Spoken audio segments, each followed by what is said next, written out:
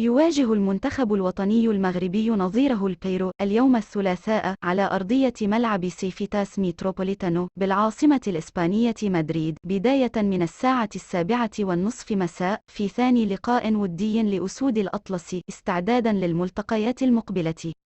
ويطمح أسود الأطلس إلى تأكيد انتصارهم على البرازيل عندما يواجهون البيرو لمواصلة حصد النتائج الإيجابية التي ستجعلهم يرتقون في صبورة ترتيب التصنيف العالمي للمنتخبات الذي سيصدره الاتحاد الدولي لكرة القدم بعد نهاية فترة التوقف الدولي، إذ من المنتظر أن يكون المنتخب المغربي من بين 9 منتخبات الأوائل.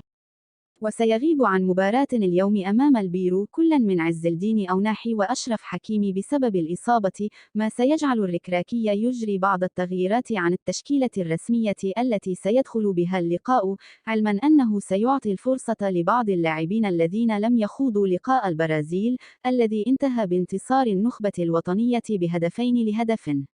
فيما يلي التشكيلة المتوقعة للمنتخب المغربي: منير المحمدي، رومان سيس، جواد اليميق، نصير مزراوي، يحيى عطية الله، سفيان أمرابط، عمران لوزة، أنس الزروري، عبد الصمد الزلزولي، زكريا أبو خلال، عبد الرزاق حمد الله. لا تنسوا الإعجاب بالفيديو والاشتراك في القناة.